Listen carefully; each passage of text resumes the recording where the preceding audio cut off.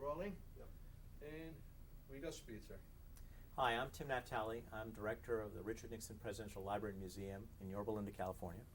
I have the honor and privilege today, June. Sorry, sir, you have a cell phone that's making some data signals. We have to have that off or at least off. Okay.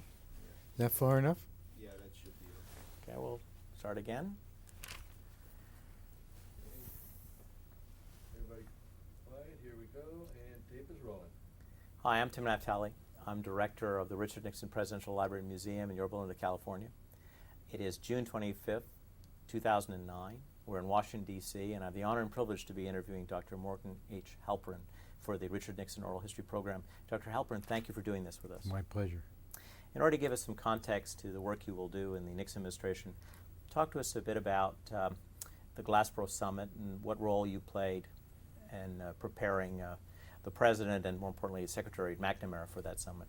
I was then working in the Defense Department as a Deputy Assistant Secretary for John McNaughton, who was the Assistant Secretary. McNaughton got a call from McNamara that he had just gotten a call from the White House saying that the President Johnson, wanted McNamara to come to Glassboro, where he was having a meeting with Soviet Prime Minister Kosygin, to give Kosygin a briefing explaining why we thought ballistic missile defense was a bad idea and why we thought the two countries should agree not to deploy ballistic missile defense. The Russians were then arguing that they had a right to defend themselves, that they had been bombed in World War II, which we had not, so they understood why defense was necessary. And so I was told I had like 45 minutes to write the briefing. I sat down at my typewriter at that time and wrote out a briefing which McNaughton then gave to McNamara, and which McNamara basically used at Glassboro to brief Kosygin. Kosygin screamed and yelled at him, but within a few months the Russians had come around to at least being willing to talk about it, and then later became supporters themselves of banning ballistic missile defense. You've written a very important book about this, but just for the sake of the interview, could you explain why it was important to get Kosygin to stop saying that they're only doing it for defensive reasons? Well, I think our view was that if both sides deployed ballistic missile defense, the other side would respond with a larger offensive force, that would overwhelm the ballistic missile defense because they are always vulnerable to offense. You destroy the radars, for example, and then the missiles are useless. And so we'd end up spending a lot more money and having a much larger force on each side. Moreover, because ballistic missile defenses might work against the second strike when they wouldn't work against the original strike, there was a danger that it would increase the compulsion of both sides to go first in the event of a crisis in which you feared a nuclear war. So they would end up being weapons of offense, in effect, because they would make an offensive strike more likely to be successful, and by increasing that risk as the two sides interacted with each other, would make more likely the risk of an accidental or inadvertent war where each side had to worry about whether the other was about to strike and therefore might strike themselves. Again, as a matter of, give us some context, could you talk to us a bit about what you observed of the origins of the Pentagon Papers project and the role of McNaughton?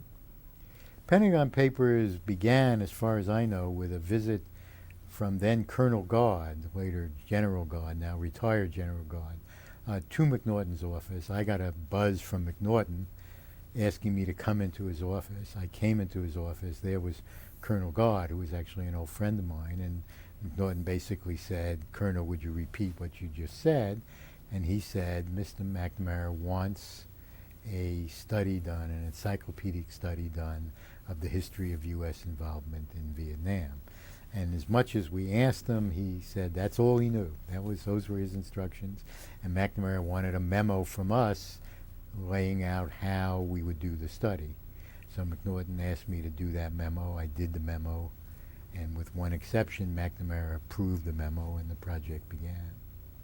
Did you play a role in helping to recruit some of the people for the project?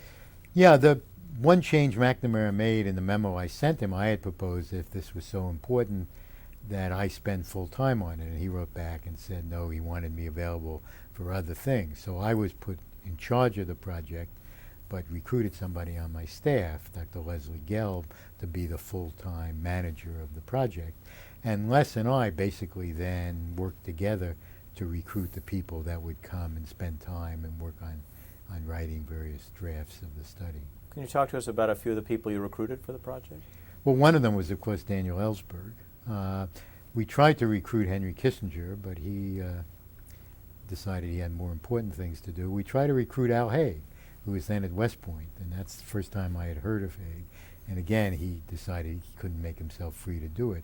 Most of the people we recruited were from places like the Rand Corporation and the Institute for Defense Analyses. Some of them were academics from universities, but people had to have security clearances, so we didn't have time to start clearing people to do the studies.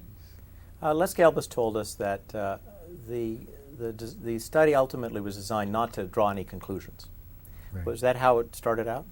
Well, all we got from McNamara was this instruction to do an encyclopedic study of the war.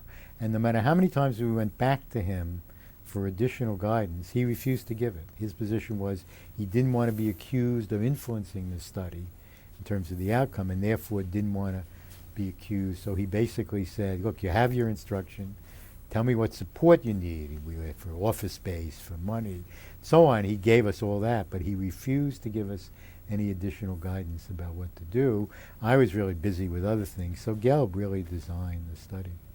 McNaughton dies tragically, Right. and then McNamara is replaced by Clifford.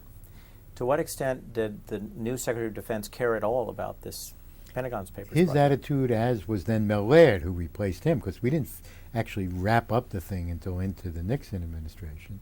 Their position was this is something that Secretary McNamara asked for and instructed be done on a hands-off basis, and they would honor that. So Clifford authorized the study going forward and to completion, and Laird did the same thing. Neither of them tried in any way to influence what was done in the study or later Laird in the decisions about the distribution of the study. I've read somewhere that one other project that you worked on was Okinawa. Yes. Could you tell us, because of course that's going to be very important in the Nixon administration. Could you Right. give us a little bit of background about that, please? Well, I had worked on U.S.-Japanese relations while I was a professor at Harvard before I came into the Pentagon in 1966, and I started working on Okinawa reversion in 1966. During the Johnson administration, we made a major step forward in that Johnson and then Prime Minister Sato agreed when Sato came in '67 that they would begin negotiations looking towards an agreement on an early return of Okinawa, and then we had to pick that up and carry it to completion in the Nixon administration. Please tell us what you recall of discussions in the fall of 1968 about what was then known as de-Americanization. I actually claim to have invented de-Americanization. We were, frankly, looking for a way to make politically compatible to the President Johnson a way to get out of Vietnam. I used to have an office in the Pentagon. I was a deputy assistant secretary, and people would come and visit me and start telling me that we had to get out of Vietnam. And I would say to them, see that wall? There's 3 invisible columns on that wall. Column 1 is reasons why we have to get out of Vietnam. And then I said, that's a long list. Column 2 is how to persuade Lyndon Johnson to get out of Vietnam, and that's empty. And then column 3 was how to get out if we could persuade him to get out. And of course, 2 and 3 were linked. And so we came up with the idea of, in effect, picking up something that Senator Aiken of Vermont had proposed, which is a version of saying we won the war. The argument we made was that the United States had to intervene because there was a sudden and substantial increase in the North Vietnamese intervention in the South. And the South was not ready for it. Their military wasn't trained for it.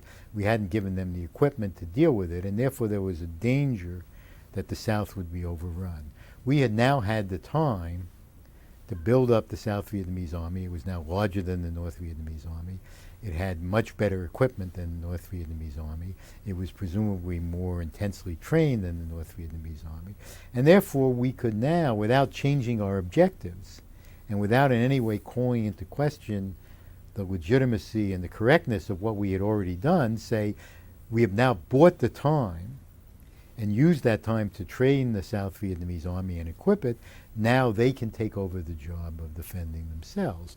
And of course, if the South Vietnamese government had been a legitimate government, if it had the support of its people, it would have been true. I didn't believe for a minute that it was true. I believed that the people we were supporting did not have any roots into the society and that they could not sustain themselves. But the argument gave us a way to argue on why we should begin to get out that didn't say getting in was wrong or we had failed, but rather said, no, we've succeeded. We've accomplished what we went in to do, and now the South Vietnamese can fight their own battle. When do you recall that you started to make this argument? Started to make this argument during the Vietnam Review that occurred after the Tet Offensive. That was the first time, because of the Tet Offensive, and actually Dean Rusk argued we needed he said to the Congress we were doing an A to Z review, and then we had to do an A to Z review. And so that was the first sign that Rusk had some concerns. But it gave us for the first time an opportunity to open up the issue and begin to debate it in a more serious way. And then I laid it out in a memo that I did.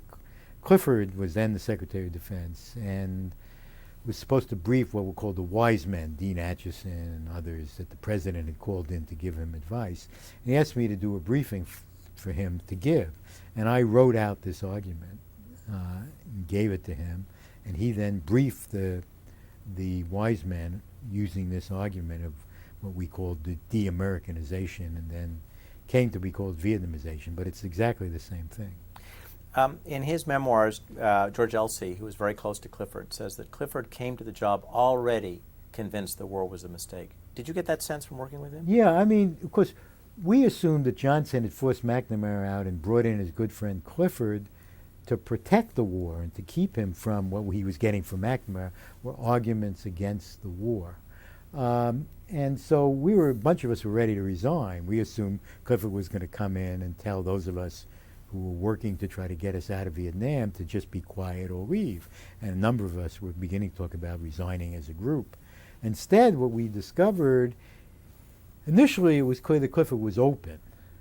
We said to him, ask the chiefs how many men for what period of time will enable them to guarantee a victory in Vietnam. And he looked at me and said, what will they say? I said, they'll refuse.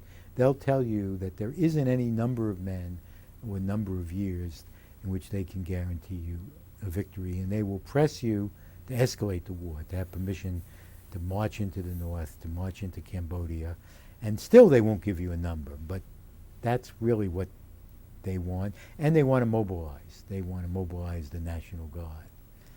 And so he went to them and asked them the question and came back and said, you were right. And so I never knew whether that exercise sort of changed his view or whether he came in skeptical about the war. But when we read later about conversations he had had earlier on, it was clear that he was never really the hawk that people thought he was in public, which has always raised the question, did Johnson know? How could he not know? And if he knew, what was he doing? Why did he bring in somebody who had the same views as McNamara, but had his ear and his confidence, and who was not tired and worn out by the battle over the years?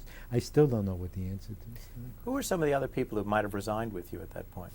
Les Gelb, Paul Wonke, who was my boss, who came in and succeeded McNaughton as the assistant secretary, and there were a few other people in other parts of the Pentagon who might well have resigned as well. Let's talk a little bit about the effect of President Johnson's decision not to run again. That must have come as a surprise. Came as a great surprise. I mean, not the speech, because we had been working on 2 speeches. Johnson was thinking about giving what we came to call the war speech or the peace speech, and he gave the peace speech, and then at the end he withdrew. That was a total surprise. But it didn't have much, the speech itself did not have much impact, because Johnson hadn't really changed his mind about the war. He had decided he had to give a peace speech to lay the groundwork for further escalation of the war. And 2 things happened that surprised everybody. One is Clifford announced that it meant no more troops, and that was not a decision Johnson had made. He just announced it. And then Johnson couldn't go back on it without exposing that the speech was not really what people thought it was. And then the North agreed to talk, which again surprised people. And so we were locked into no more troops and to a peace conference with the North. From your vantage point, how surprising was the Tet Offensive? Oh, it was very surprising. We had been assured by the military that there was no chance they could do anything like that. And while I never believed their arguments about how they were winning, I did believe their arguments about the weakness of the other side. So I was surprised. In looking at your own development intellectually from 66 when you come to the administration to 68, was Tet the intellectual turning point, or from 66 on did you know, or did you consider the two government to be not legitimate?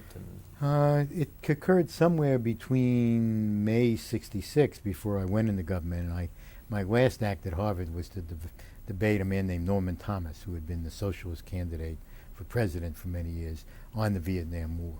And anybody who knows Norman Thomas knows he was against the war. I was for the war.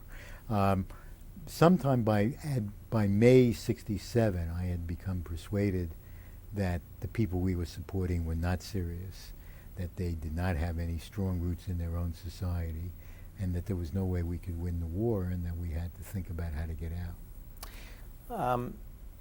Tell us what you recall, please, of the bombing halt of the fall of 68. The one announced by the president In October of 1968. The final bombing halt. I know much less about that than I know about the cutback that was announced in Johnson's speech in March.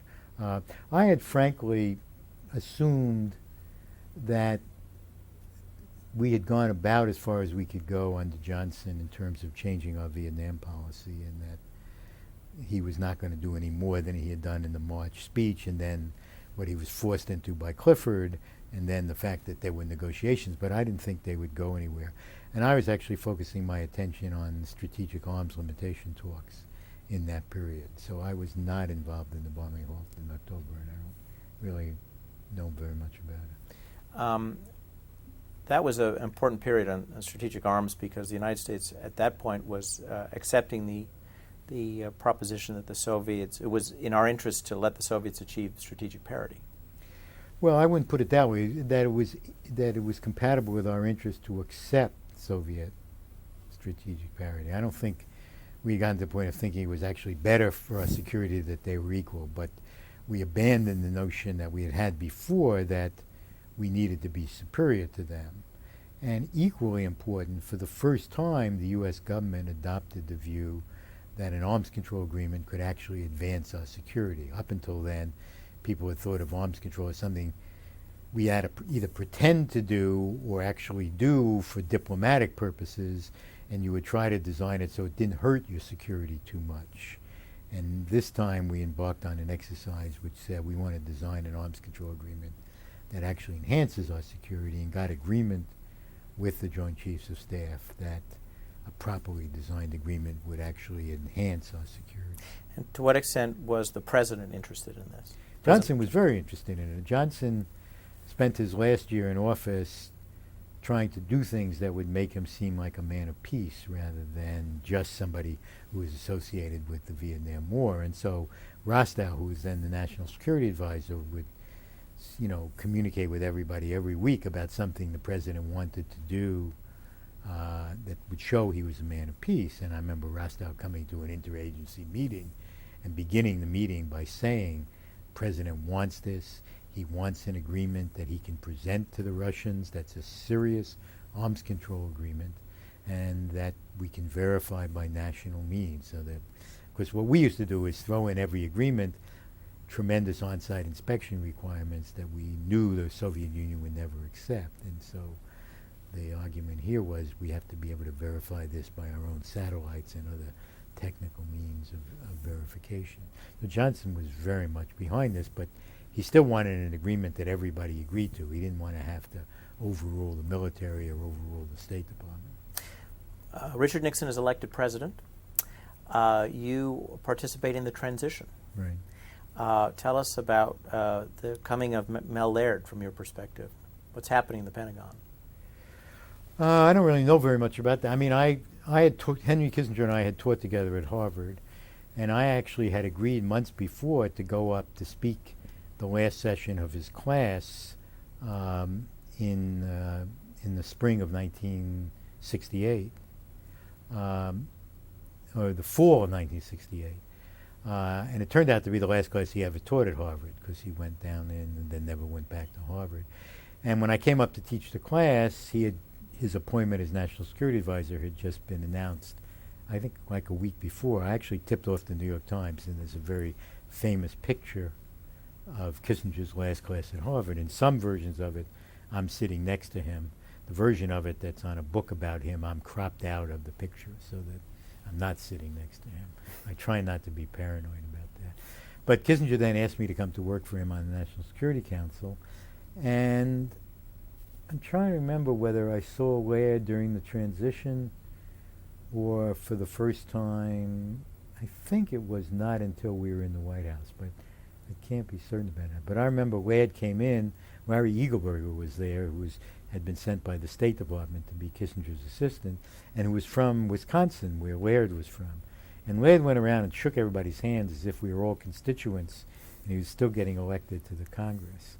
And so that was my first meeting with him, but I say I don't remember. It could have been at the Pierre, and it could have been in the White House.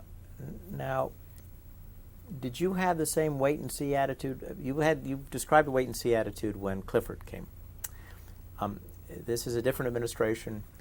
What are your assumptions going in when you decide that you're going to stick and work with? My assumption going in is that we have to get out of Vietnam, that there are many, many people outside the government working, trying to figure out how to get us out of Vietnam, that there were not going to be very many people in the Nixon administration committed to that objective. And I liked being in the government, and I thought that I should go in and see if I could help move us out of Vietnam. And so I came in not really being sure where Kissinger was, having no idea where Nixon was. You remember he had campaigned saying he had a secret plan to get out, and determined to do what I could to get us out of Vietnam. Now, do you think Kissinger knew your views on Vietnam? He did, and when he announced that he was appointing me, he said to me, "The gap between you and your enemies is the biggest in Washington." I said, "Henry, what does this mean?" He says, "Well, if you excuse me, you are here in the bureaucracy, and your enemies are here in the bureaucracy." And I said, "What is that based on?" He said, "Goldwater has written a letter to the president objecting to my hiring you and saying the Joint Chiefs of Staff object to my being hired because I'm against the Vietnam War." And I actually thought he had made it up, but when I filed my lawsuit for wiretapping, we actually got a copy of the letter. So I have the letter. There's an actual letter from Barry Goldwater to the president saying the Joint Chiefs have asked him to object. So they knew what I thought. The Chiefs told them what I thought. What projects were you assigned? First of all, what was your position with Kissinger? I sort of made up my position. I was called Special Assistant for Planning and National Security Affairs, or maybe just for planning. But my job was to help Kissinger run the National Security Council system that we had set up. So I worked with each of the regional and functional people on issues that were coming before the National Security Council. And then when Spurgeon Keeney left to go to the Arms Control Agency, I also picked up the arms control portfolio. So I had planning and arms control, which were the two things I had had in the Pentagon in the Johnson administration. Well, what do you learn about the new administration's policy on ABM when you get there? We learn that Nixon thinks he has to deploy an ABM for the same reason Johnson thought he had to, which was the domestic political pressure. And like the Johnson administration, we went through an exercise of trying to figure out what to blame it on, in effect.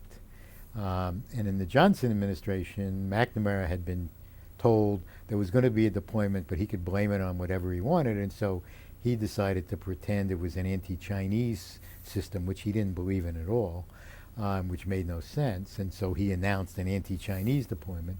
Nixon then went through this exercise. I actually wrote a memo. I hand-wrote it, gave it in handwritten form to Kissinger, and I don't know whether he gave it to Nixon, but Kissinger certainly read it Al Haig told me he was very upset that it existed because it said there's no case for an ABM, we should not deploy one. And so Nixon then blamed it on defending the missile silos as the excuse for it. But none of these ideas made any sense. The technology of the offense was so far ahead of the defense that none of them could work. And so we've never deployed any serious ABM. We now have a few sites. But we keep talking about it because politically people think it's necessary. Mel Laird has told us that he pushed for congressional funding for ABM in order to trade it away, that it was necessary, it was a counter necessary to trade away in a future arms control agreement. Is that the sense? I think it's certainly possible that that was his motive. I think Nixon's motive was much more the same as Johnson's, that the Congress was demanding it and he didn't want to get into a fight with the Congress about not defending the United States. Do you recall what Kissinger's view was at the time? It's impossible to know what Kissinger's view is on any subject at any time. I can sometimes remember what he told me, but that doesn't mean that he wasn't telling somebody else something totally different. I think he was very much focused in that period in persuading Nixon that he could be trusted and that he should be important. People, because he became so powerful, people forget how shaky he was at the beginning. First of all, he was Jewish, and you couldn't, as we now know from the tapes, you couldn't hang around Nixon for 10 minutes without realizing that Jews were not his favorite people. Kissinger had no relationship with him. He hadn't been involved in the campaign. He barely knew Nixon. He knew that Haldeman and Ehrlichman were sort of jealous of their prerogatives. Mel Laird and Rogers were both old friends of the president. So it was not a given that Kissinger would emerge as the dominant foreign policy figure of the administration. And he spent this first period of time making that happen. And that was, I think, much more important to him than the outcome on any particular policy issue. In those first few months, did you have occasion to talk to him about China? Yeah, I mean, he called me in one day and said the president is furious at the Russians and wants to move on China. And what had happened was Kissinger had, at the president's direction, given Dobrynin a threat which said, please convey to the North Vietnamese that if they don't move too quickly to a settlement that's satisfactory to us, then it made a threat that we would use nuclear weapons. It didn't use the word, but it was unambiguous. And the Russians basically came back and said, if you have a message for the North Vietnamese, you talk to them, you deliver the message. We're not delivering that message. Nixon was enraged because his secret plan was that he delivers this warning through the Russians. They're fearful of it. They don't want to stand by while we bomb the North with nuclear weapons, so they pressure the North to settle the war on terms acceptable to us. So he called in Henry and said, I want to move on China. And Henry said, and I said, it's easy, Henry, because what had happened in the Johnson administration, this was one of the things Johnson wanted to do. And Rostow kept saying, the president wants to do something to show that we're open to movement with China. And it was part of him wanting to show that he was a man of peace. And the guy in charge of it in the State Department was Nick Katzenbach, who was the deputy secretary. The guy doing it for him was Dick Holbrook, who was then his staff assistant. So Holbrook, there were a million ideas. I mean, we were so far away. For example, we had a rule that if a ship called in a Chinese port, we would not sell, American companies could not sell oil to that ship to refuel, because they had called on a Chinese port. So there were a million different things you could do as a first step. Holbrook would come up with one, and we had this thing, he'd send it over to the Pentagon, and I could clear these things through the Pentagon in like a half hour, because everybody in the Pentagon, including the chiefs, thought it was time to open up a dialogue with the Chinese. So he'd sending something over, I'd call my contact in the Joint Staff, he'd say fine, I'd sign off on it, we'd send it back. Katzenbach would then send it to Rusk. And Rusk would say, don't you guys know there's a war on in Vietnam? We can't move on China until the Vietnam War is over. We would then send a copy in back channels to Rostow and say, look, the rest of the government has signed off on this. The president wants to do it. Here's what to do. And Rostow would say, Johnson's not doing anything Rusk doesn't recommend.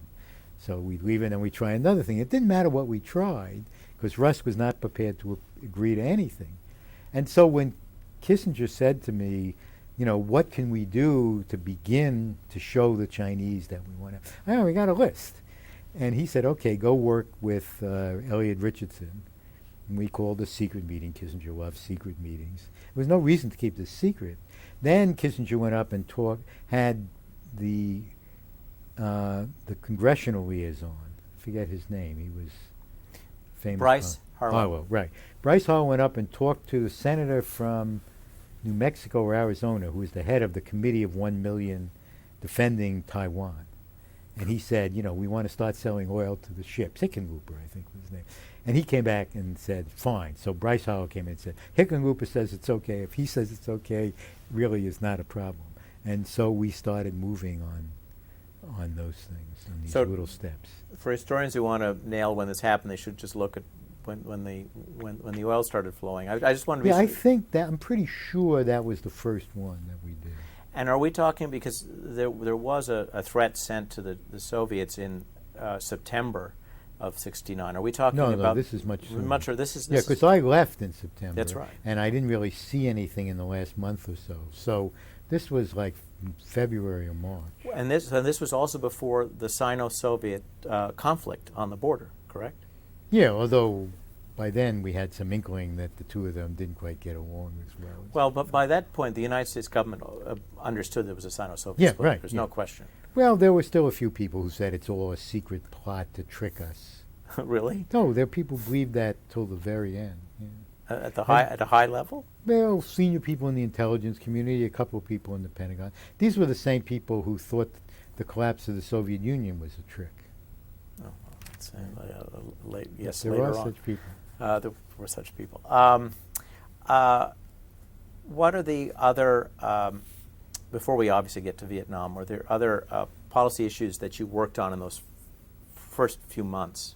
Well, Okinawa reversion Yeah. was a key, but the main thing that I worked on was setting up this new NSC system. I mean, we created on Inauguration Day a new system which has continued to this day. Every administration changed the names of the memos, but we created a system of presidential study memos asking for analysis of alternative policies and presidential decision memos.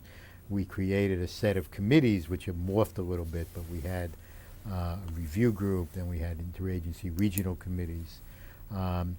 And we began on Inauguration Day with a memo creating this system, which was based on a memo that I had drafted for Kissinger and that Nixon approved.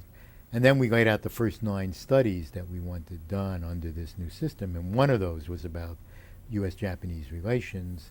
And as a result of that study, Nixon authorized negotiations to agree to return Okinawa to Japan with homeland level on military rights and the removal of nuclear weapons from Japan. Could you tell us, please, what you observed of the writing of Nissum I? I believe that. Yeah. Nissum was the Vietnam stuff. Yes. Yeah, I wrote Nissum I. Well, Ellsberg wrote it for me.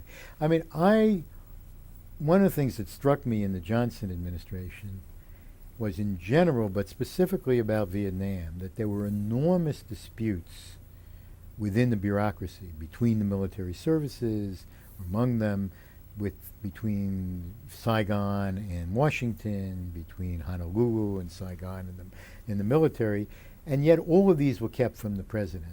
And when the president asked for information, he'd get back a joint memo. And the way you got a joint memo is you either blur a sentence so it hid a difference, or everybody would get to write the sentence about their program. So the Air Force would say the bombing is working well, and the CIA would say that the Phoenix program was working well, and the Army would say the ground war in the South is going well. And if you ask the Air Force, they would say the ground war isn't going anywhere, and the Army would say the bombing in the North is a distraction. But none of that ever got through to the president. And I hoped that if the president became aware of the differences, it would lead him to get out. It turned out it didn't, but nevertheless, we drafted this memo which asked a whole series of questions about Vietnam. But the important thing about the memo is it said that the president wants the separate views of each level. So he wants to know what the ambassador in Saigon thinks. He wants to know what the military commander in Saigon thinks. He wants to know what the commander in the Pacific thinks. He wants to know what the State Department East Asian Bureau thinks, the Pentagon civilians, the Pentagon military, each of the chiefs separately. And we said in order to preserve the chain of command, anybody between that person and the president is free to put a cover memo on top saying this is all nonsense or it's too narrow, whatever they want to say. But they can't change the memo. We got all these memos in. They reveal this total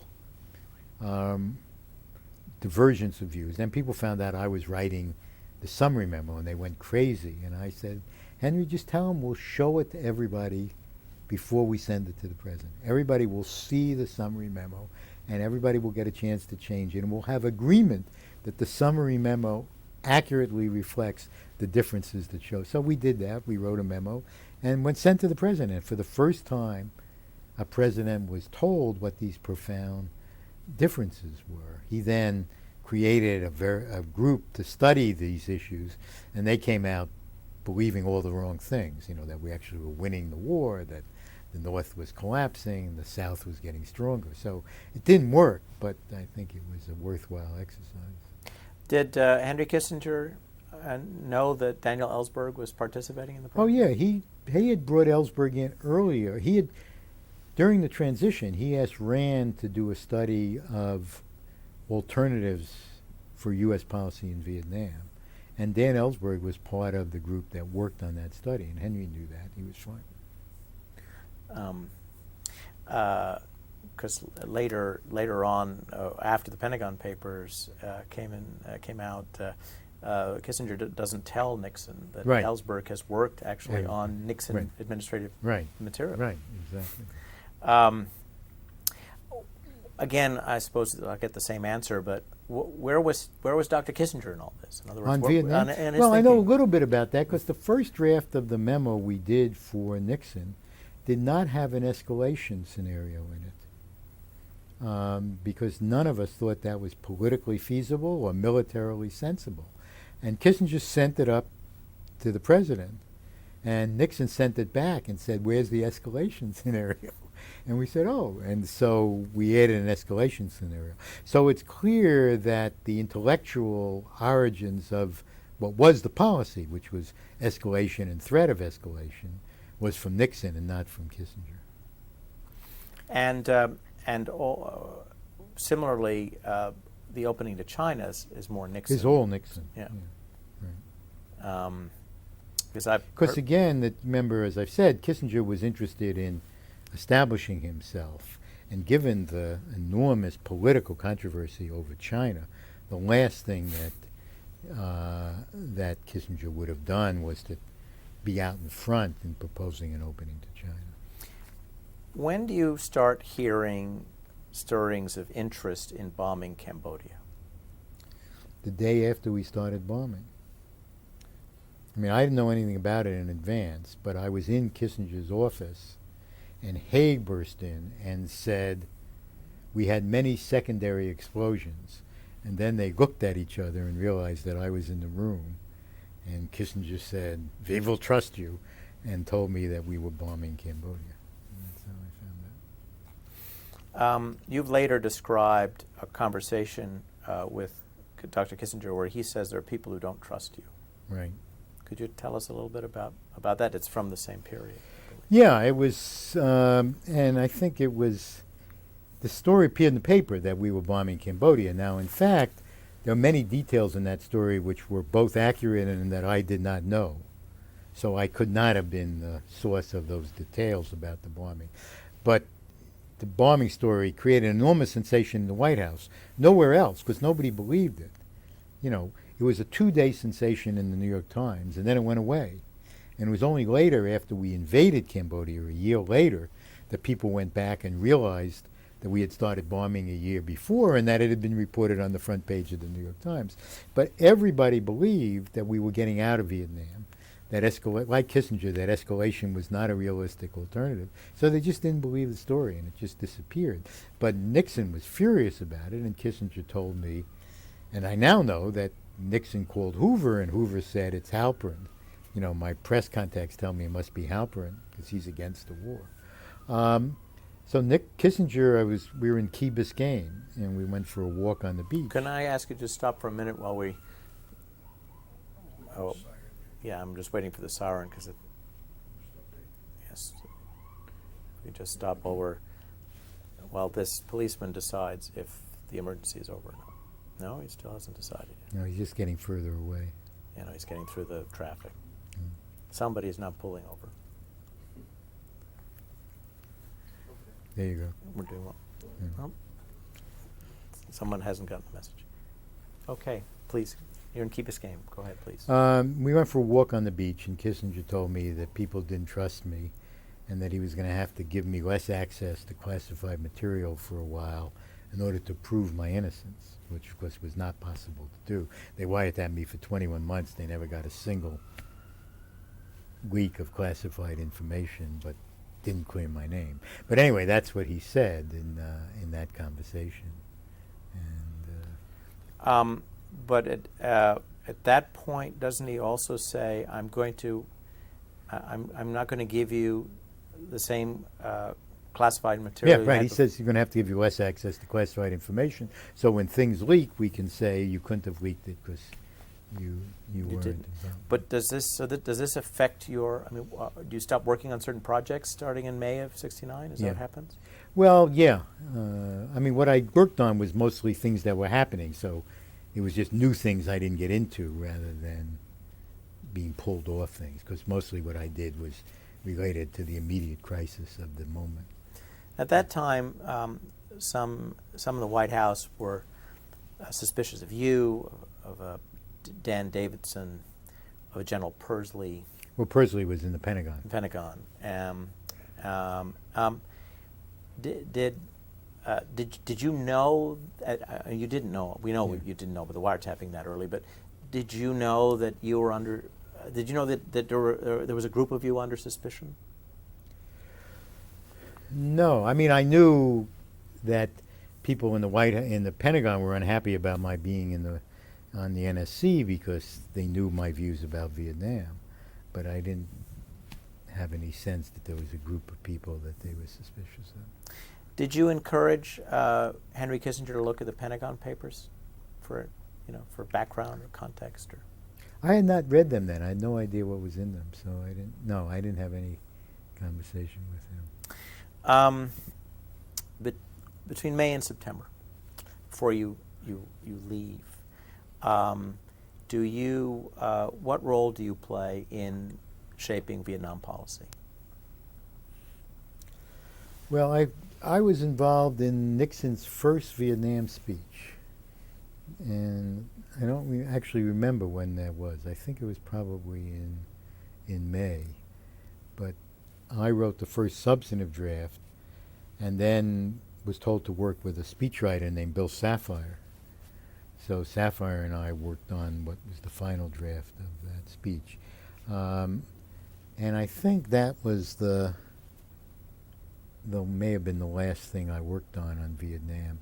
What happened was I picked up the paper one morning and there was a story saying Nixon writes letter to Ho Chi Minh, which I knew nothing about. So I go into work, I walk into Kissinger's office, and I say, Henry, I'm supposed to be working on Vietnam. I told you I didn't want to work on Vietnam unless I knew what was going on. If you can't share with me what's going on, I'll work on other things. I don't want to work on something and only know part of it. And he says, the president told me I could not tell anybody. This is the only thing you don't know about. So I leave his office. I look down on Al Haig's desk and read a memo backwards, which is what we all did to try to figure out what was going on. And there's another memo in Vietnam that's just gone to the president, which I had not seen.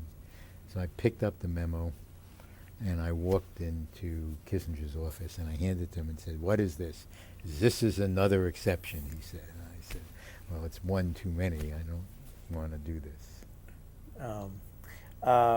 What was the effect on you of learning about the bombing in Cambodia? I mean, after all, this was escalation. It was not something that was. And did you begin to think that your days were numbered anyway?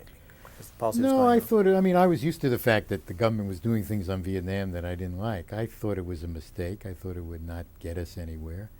But I was not, my view was as long as I was able to work on Vietnam, I was going to keep trying to get us out and keep working on it. So, Before we move to other Vietnam questions, In your certainly at least the revised edition, maybe in the first edition of Bureaucratic Politics, you talk about a change in the way in which intelligence estimates were given to Nixon, where he was not as interested in the national intelligence estimate and wanted separate estimates on weapons and also on Vietnam. Did you participate at all in structuring?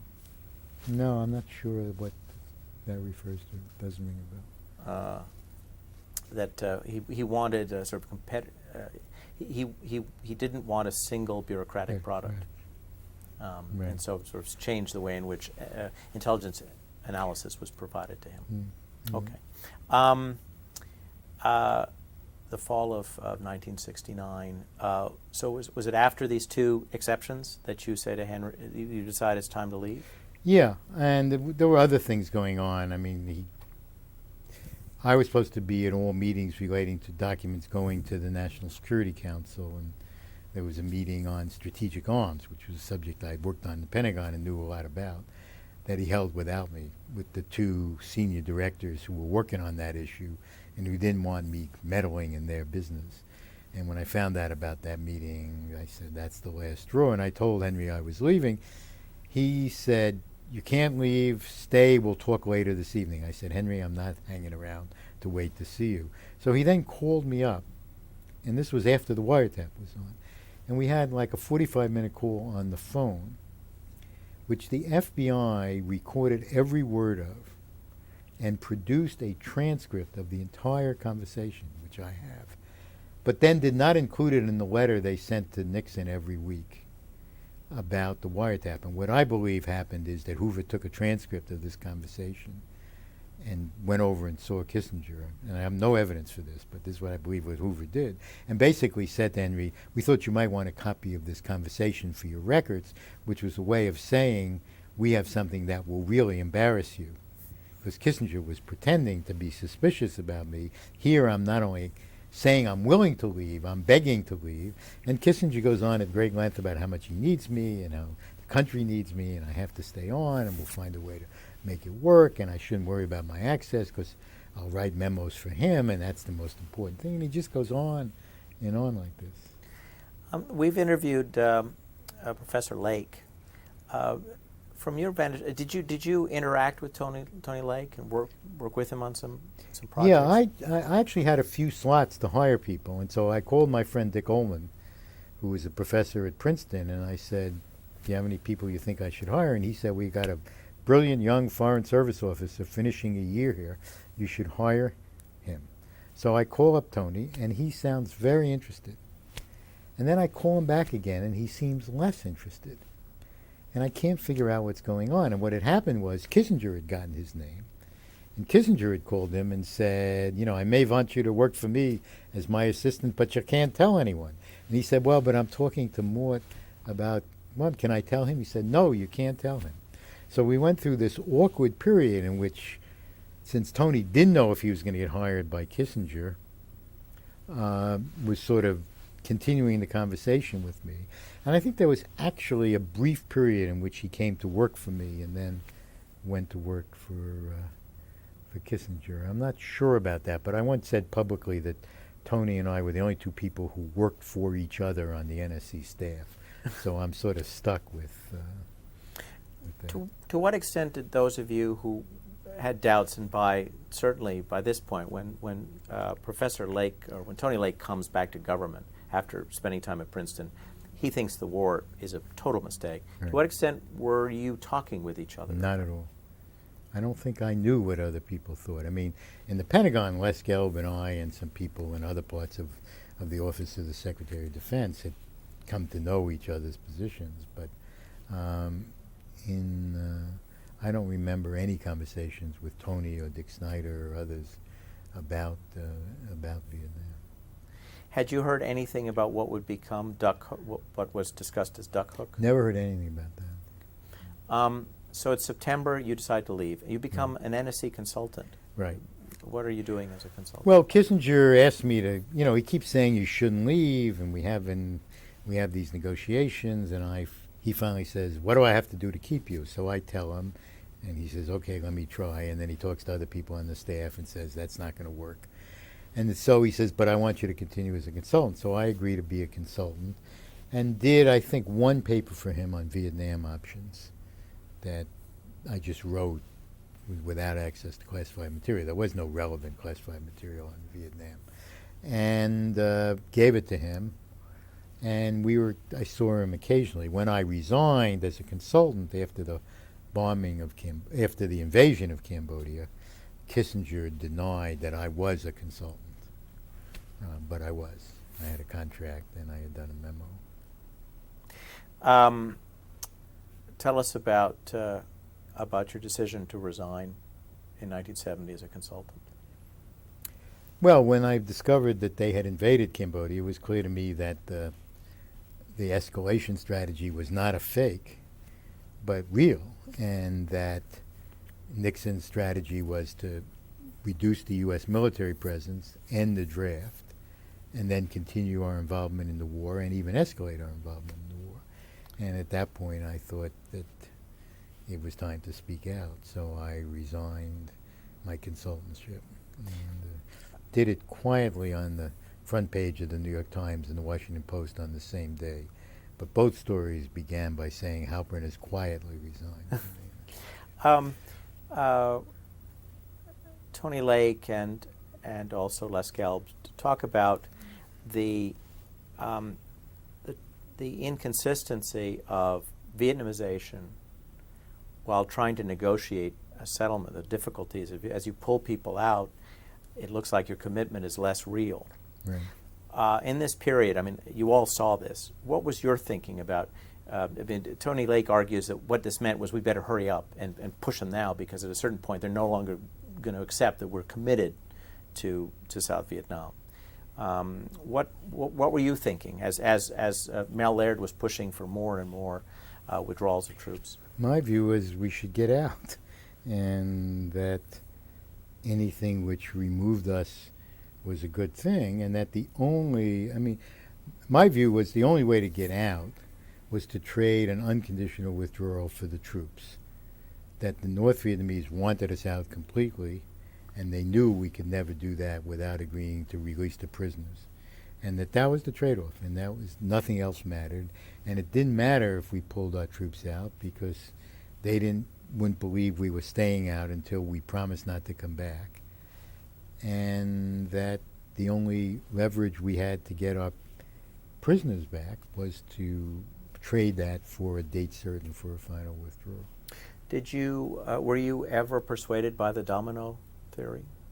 In '65, I was persuaded by the domino theory, but I came increasingly to believe, A, that we couldn't maintain this domino, and B, that we therefore had to work to shore up other countries, but also came to understand how much this was an internal struggle in Vietnam and not sort of the Sino-Soviet bloc extending into the Indo-Chinese Peninsula. I know you think about this a lot. I'd like you to share it with those who watch this. You're all a bunch of talented, smart people. What do you wish you had done to have concluded that earlier? Obviously there was a process for you, but what questions weren't you asking? Yes, What information weren't you collecting? Well, I think it's not clear how you could have. We were in the Cold War mindset, which was first the Sino-Soviet bloc, and then later the Soviet Union was a global threat to the United States, and anything that increased their power was a threat to the United States, and that it was just it's not clear how you get out of that kind of mindset. So. To what extent, during the period when you were getting access to materials, and even the period during which you got some materials but not all, to what extent was arms control a priority of the new Nixon administration?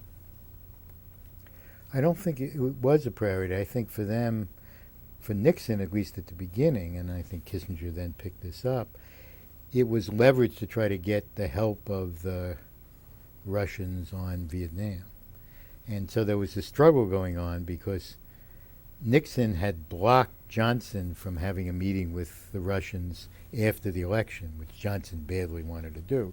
The original negotiations, of course, got stopped because of the invasion of Czechoslovakia, but then Johnson tried after the election to resume the negotiations because he wanted to give the Russians the proposal that we had worked out. Nixon blocked this. The Russians were eager to begin the negotiations. They had gone through this enormous intellectual and bureaucratic process of their own to say, yes, these are going to be serious negotiations designed to lead to an agreement, not a propaganda exercise. They had persuaded themselves it was in their interest. They were willing to give up ABM if they could get an agreement on offensive forces. So they were eager to start. Nixon, I think, was not particularly interested in it. And his main interest was the Russians want this, so let's use it to get leverage on Vietnam, which is what he really cared about. Rogers was eager, as the Secretary of State, was eager to begin the negotiations, and so kept pressing to announce a date. And then I think may have gone on his own in a hearing when he was pressed by Fulbright or something, saying, well, we hope by the spring negotiations will begin. Nixon was furious because he had given away what he thought was one of the strongest cards to play with the Russians. But then the momentum in the bureaucracy to do this negotiation was strong enough that Kissinger and Nixon got caught up in it and eventually did it. It's 1970. Tell us a bit about Brookings, I believe, because Brookings would become an idée fixe of the Nixon administration. When I left the government in September '69, I went to work in the Foreign Policy Division at Brookings, and later, I think it was later, Les Gelb left the Pentagon and came to Brookings. Both of us had worked in the Johnson administration with Henry Owen, who had been the head of the policy planning staff and was now the director of foreign policy studies at Brookings. And my way in was through Carl Kazin, who had been in the White House and was a good buddy of Kermit Gordon, who was the president of Brookings. And I was doing a study of bureaucratic politics, and Les was doing the study of Vietnam. But somehow the Nixon White House, we now know, became convinced that the Pentagon Papers were at Brookings, and so were lots of other secret documents about Vietnam. None of it was true. Brookings had no storage for classified information, and no secret documents of any kind, no government documents, were in fact at Brookings. Did you help Clark Clifford with his, I believe he publishes a piece in, is it Life magazine? Or He published a piece, I think, first in Foreign Affairs, which I was not involved in, and then in Life magazine, which I was very much involved in. Can you tell us a little bit about that, please? It was a piece which argued for setting a firm date to get out, subject to only releasing our prisoners, and it sort of was a public declaration by Clifford of an alternate view, and given that he had been Secretary of Defense, it had a lot of credibility. Was this in early 1970? Sometime. I think so, but I wouldn't bet on it. When do you start working for Senator Muskie? Or at least helping him in some way? When his campaign starts, which is soon after I leave the government, and it's one of the things that gets picked up on my wiretap is my conversation. Tony Lake was a staff person for Muskie, and I was the chair of the outside Foreign Policy Advisory Committee for Muskie. So I leave the government in September '69. I think it's not too much after that I get recruited into working on the Muskie campaign, and I work on it until it collapses. Did you see any evidence of dirty tricks against the Muskie campaign? I would not have seen that. Tell us about your reaction in 1971, the summer of '71, when you see the Pentagon Papers in the New York Times, June of '71. Well, I knew it was from Ellsberg, and I didn't think it would make much difference. I mean, I didn't know they were going to be stupid enough to sue and call attention to it. By then I had read it. I had spent the summer at Rand, summer of '70, and had read the Pentagon Papers because we had put a set out there, the one that Ellsberg was copying. And I went out and spent the summer there. We organized a seminar on bureaucratic politics in the Vietnam War with Ernie May and others. And I spent the summer reading the Pentagon Papers because I had intended to read them in the Pentagon but never had time to do so. So I knew what was in them. I was appalled at the government's effort to stop it when it occurred. But I didn't really think it would make much difference. So I didn't think, unlike Dan Ellsberg, I don't believe that information really has a major impact on what people think or do. Ernest May just passed away. Yeah. The May, where was this? Was this May bureaucratic seminar at Harvard, or was it at Grant? No, there were two different things. When I was at Harvard in the early 60s, Ernie May, Dick Neustadt, and I started a seminar on bureaucratic politics, which was the basis from which I later wrote my book after I left the government. And I recruited Graham Allison to be the graduate assistant for the seminar, and he then wrote the book on the Cuban Missile Crisis out of that seminar. And I think it continued. I left Harvard in June of '66. I think the seminar continued.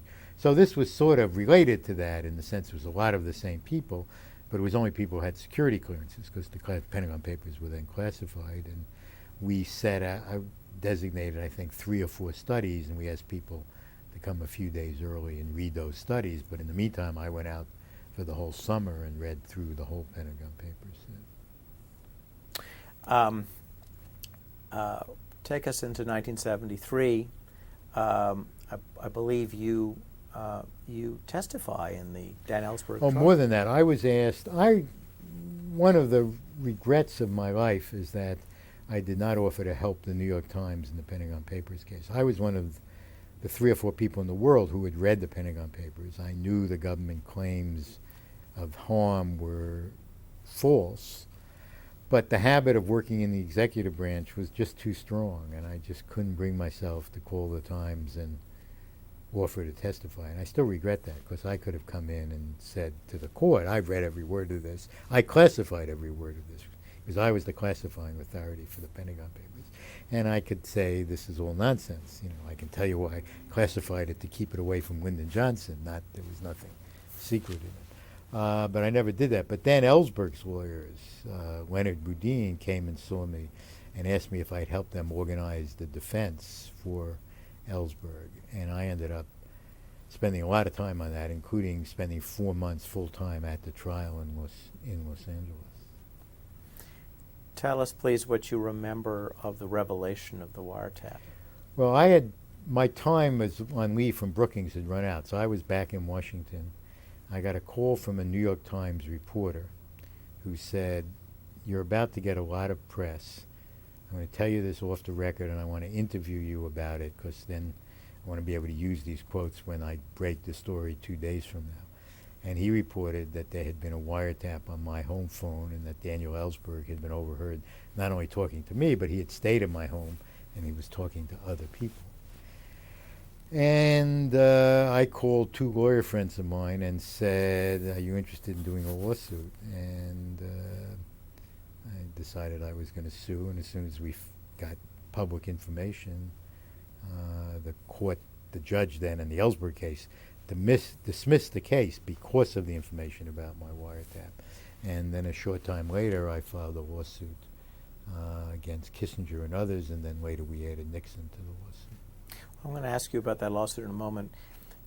In that period when Ellsberg was staying with you, did he explain to you what he had tried to do in '69? He tried to get Congress interested, and that he was No, he never told me anything about that, because he knew that I would take the papers away from him if he told them, because it was my copy of mine and Gelb and Warnke, and we had been against giving it to him because we thought he'd make it public. So he never told me he made it public. A, because he thought I might try to stop him, and B, because he didn't want me to be implicated and accused of conspiracy. The government thought that I was the brains behind this thing. When I testified at the trial, the lawyer for the government, who, to confuse everything, was named Nissen, and then there was a defense lawyer named Nesson. And but the prosecutor went and told the reporters, off the record or on background, that he believed that the real defendant was going to be on the stand the next day, that I was the person who really had masterminded this, and that they didn't have enough evidence to indict me, but he believed that I was guilty. So you didn't know at that time the sort of conspiracy thinking in the White House in '71? None at all. I had no idea. Let's talk about... that was really my first hint of it, was when the prosecutors, the reporters came to me and said, "Do you know the government thinks you did this?" I said, "No, I have no." First of all, I didn't do it. I know nothing about it, but had no idea that they thought I had done it either. Well, had Kissinger ever talked to you about Nixon's worldview? He ever sort of shared with you what his relationship was like with Nixon? No, no.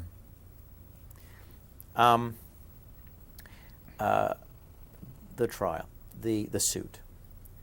Tell us. It went on for a long time, but Yes, for a very long time. very long. But just tell us about the issues, please, and the result. Well, I mean, for me, the issue was, did they have the right to initiate a wiretap? But even, in some ways, even more, did they have a right to continue it? After the wiretap went on in February, and I left the government in September, and the tap went on for 21 months. So I forget the arithmetic, but more than a majority of the tap was when I was out of the government. I was working on the Muskie campaign. I was working for Common Cause on Vietnam. I was working on a book at the Brookings Institution, and they were recording and transcribing and reporting to the White House on all of that information. And, I think while I was in the government, I still think it was illegal and they should not have done it. But frankly, if it had ended in September when I left, I would have, I think, been less agitated about it. But it went on, and they recorded and reported all this other material, and it was clearly, it was on my home phone. So most of the calls that they recorded was between my youngest son and his girlfriend. They had discovered that they could stand on their parents' beds and see each other across the street and talk on the telephone. And so that was by far the largest number of the conversations. And most of the conversations were social conversations, most of them my wife. So a lot of conversations between me and my then wife, which were none of their business. And I was just outraged by it, and decided I was going to sue, and did. And we kept at it as long as we could. And the district court finds? District court found that it was illegal, and then fined them $1 because he thought there was only, I don't know what his reasoning was, because there was a statutory claim which would have produced a lot of money.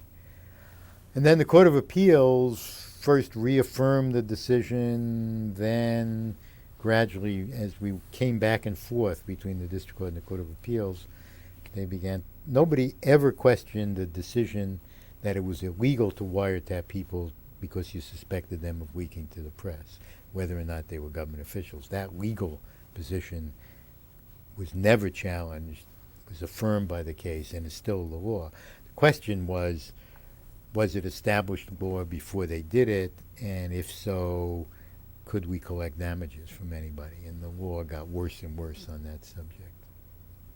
Well, there was something called the Omnibus Crime Act of 1968. Right.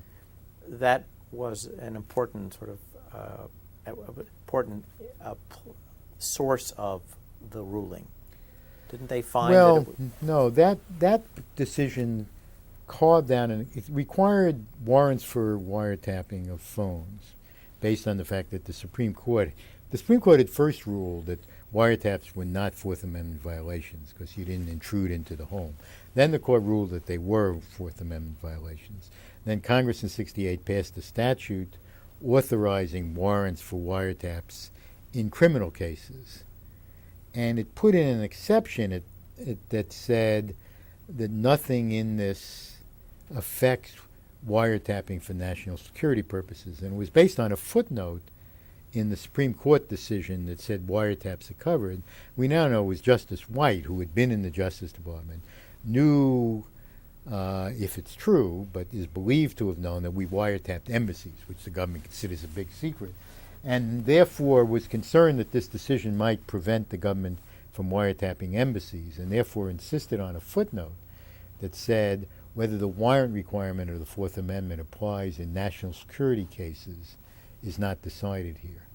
And so the Congress, in enacting the statute, in effect repeated that and said, if there's authority to do wiretapping for national security purposes, it's not banned by this statute.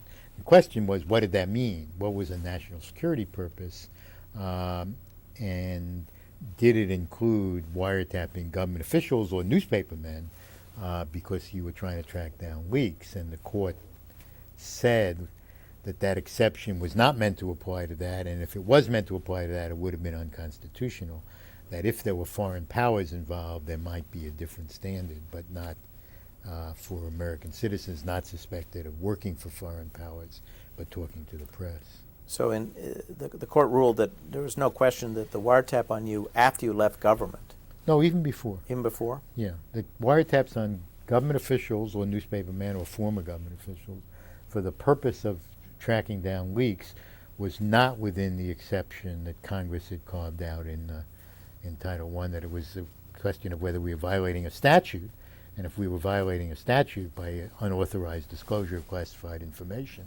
Title III, the Omnibus Crime Bill, covered that kind of case, and they had to use the requirements of that statute, which required that they get a warrant and persuade a judge that there's probable cause to believe that I had committed a crime. Wiretaps are supposed to be, in that era, renewed every 90 days.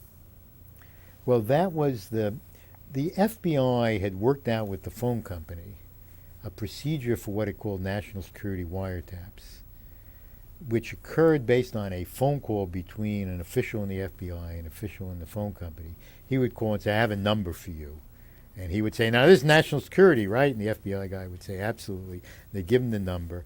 And then what they do is they put a second line into that number running to the FBI field office, which was in one of the old post office buildings on Pennsylvania Avenue. And then somebody there would pick up the phone and listen or record the conversation. And there were procedures for those. They needed a written order from the Attorney General to the Director of the FBI. They had to follow certain minimization procedures, all of which they had made up on their own. And the Attorney General had to approve them every 90 days. But there was a whole set of other wiretaps which were conducted outside of those procedures, including the 17 government officials and newspapermen in the set that my wiretap was the first on and last off of. Please tell us about the Supreme Court decision in this case, or non-decision. Supreme Court split 4-4 and therefore reaffirmed the lower court decision that presidents could be sued while in office for conduct that they had engaged in office. And it's not a ruling. It doesn't have any precedential effect, and you don't even know who the votes are. They just say the decision below is reaffirmed by an equally divided court. It's a very strange process. But this was a ruling on the immunity issue. On the president's immunity, that's all. Not a ruling on whether or not the wiretaps were legally used. None of the defendants ever challenged the district court's finding that the wiretap was illegal and violated my constitutional rights and statutory rights. The issue was entirely about whether they were the further proceedings in the case, including to the Supreme Court, was about whether the president could be held liable and whether anybody could be held liable because the law had not been clearly established. I'd like to clarify that for those who don't know. Who were the defendants in this case, please? Oh, there were lots of them. There was Kissinger, Nixon, Haldeman, Ehrlichman, Haig, Sullivan of the FBI, Hoover had died already, and the phone company. None of them questioned the illegality of the They wiretap. did in the district court, but once the district court judge ruled that it was illegal, they, I think correctly, realized that that was the strongest part of his ruling and that was unlikely to be changed, and that they should focus on what they cared about, which was, did they have to pay money, not in the future would this be held to be illegal. This experience does shape your career. I have always resisted that. All right. I'm sorry. No, that's all right. Let me ask you about the effect that the effect of this experience had on shaping laws governing surveillance afterwards. Well, I mean, the wiretap came in the context of a set of decisions by the Nixon administration to seek to use the courts to enforce their view of national security and to limit the rights of Americans, so that you had the the Pentagon Papers civil case, you had the Pentagon Papers criminal case, which I was deeply involved in. And then the administration sued two former officials of the CIA and the State Department because they had written a book. So it was Marx and Marchetti. And I was asked then by the lawyers for the Marx and Marchetti to work with them in resisting this effort. And so what you had was a new effort by the government, really for the first time. I mean, there were very isolated cases before that, about enlisting the courts to enforce limits on individual liberties in relation to national security. And then we learned also that they were doing these wiretaps where they didn't want the court involved, but then because of the lawsuits, they had to come to Congress and try to get legislation. And so a whole field grew up of national security law relating to civil liberties, which I ended up getting deeply involved in and worked on for 17 years for the American Civil Liberties Union. Just to, for the sake of continuity, and also because the people who watch this will be aware of the debate in 2005 over warrantless wiretapping. Right. What role did you play in shaping FISA?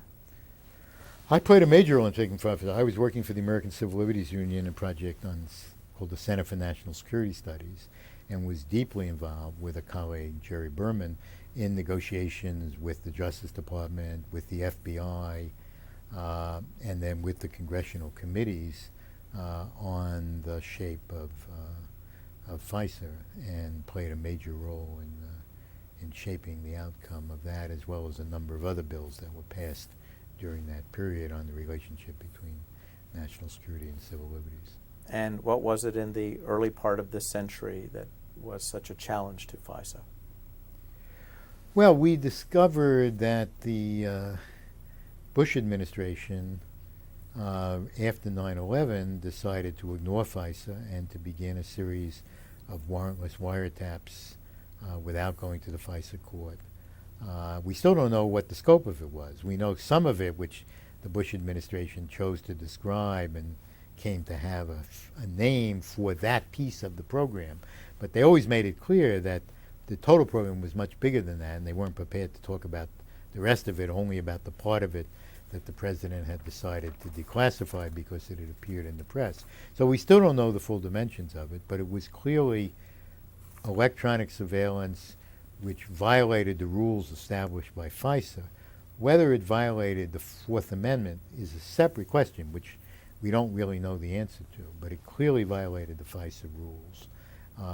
And they never came to Congress to tell them or to seek an amendment to FISA, but took the position that governments, previous presidents, had always preserved but never acted upon, that they were not bound by the FISA rules, that they had some inherent authority to do surveillance without the rules. And that was both the Carter administration and the Bush administration insisted upon that as well. It was not the claim that there was some residual authority was made by every president, but the Bush administration was the first president to carry it out, and in a vast scope of which we still don't know the full dimensions of.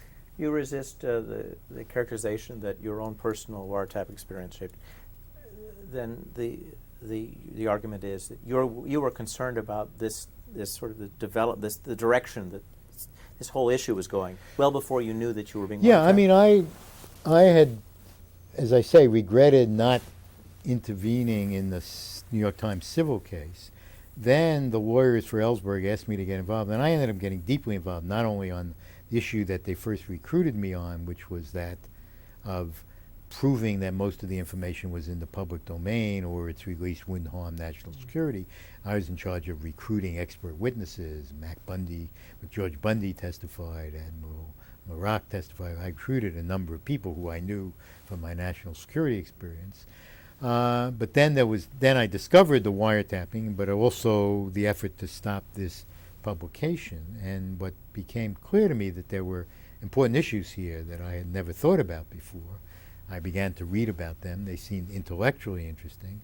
I also turned out to be, and still am, one of the few people who has had experience in the government on the substance of national security, who's willing to get engaged in these issues, and I've continued to do that. I was going to be a defense witness for the defendants in the so-called APEC case, who were indicted for revealing classified information. So I've continued to be engaged in these issues and to be one of the few people who has had security clearances and experience on the substance of national security who's willing to do so. So I discovered the issues. I found out they were important. I was engaged in them before I knew I had been wiretapped.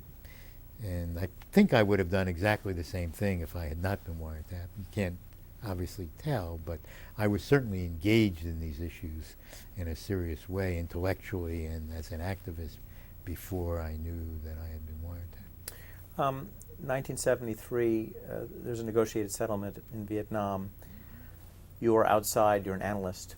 What lessons had you learned that about the end of the war?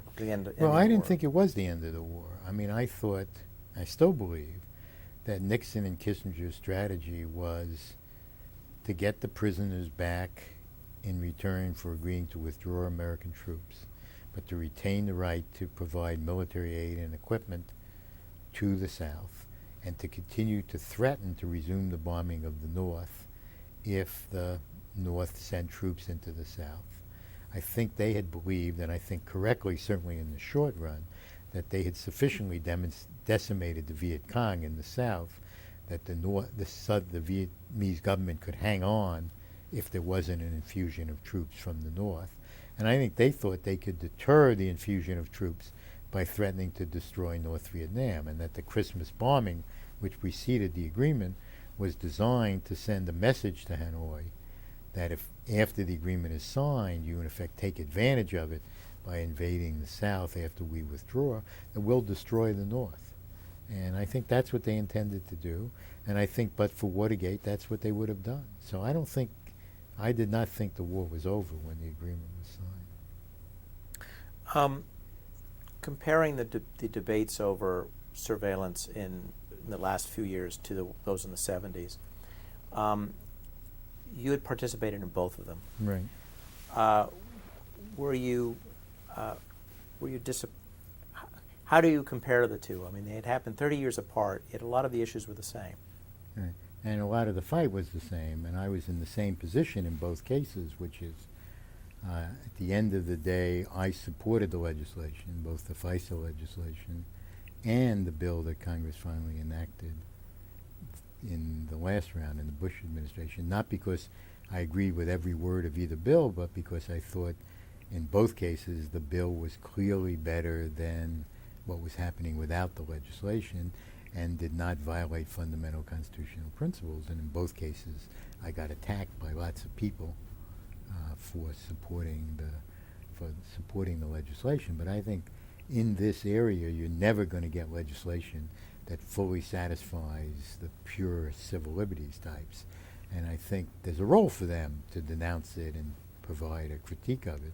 But if we're going to stop the worst abuses, it has to be by Congress legislating, and Congress is never going to legislate unless some people who have a civil liberties protection give them the cover of saying we think there's a reasonable compromise. And so I did it both times and got attacked both times.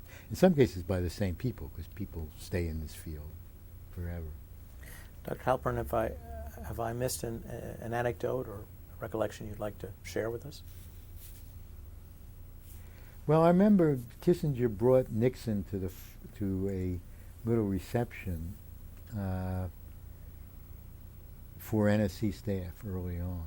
And I had the impression then that as I've read things about Nixon, a lot of people have, he seemed like the most insecure and ill-at-ease person that I had ever met, and said a whole series of inappropriate things, making small talk that was totally inappropriate. And it was just very strange. I mean, he was the President of the United States.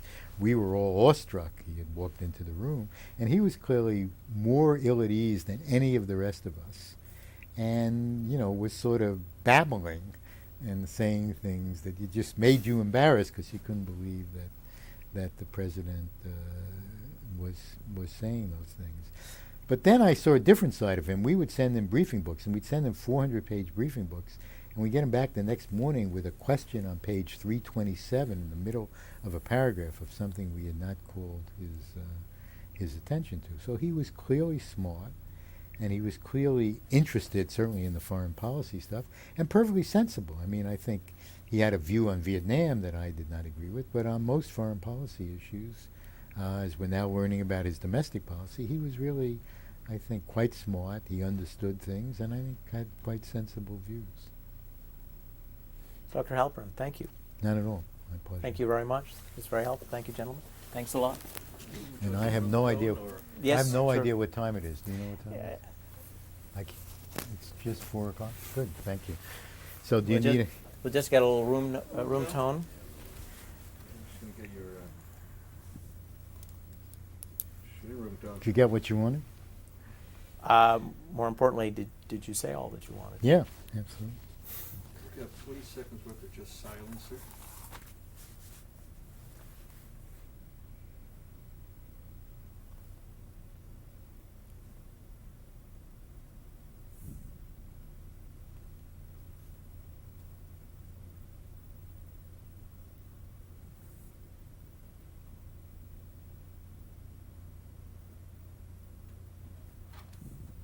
Silence is very expensive.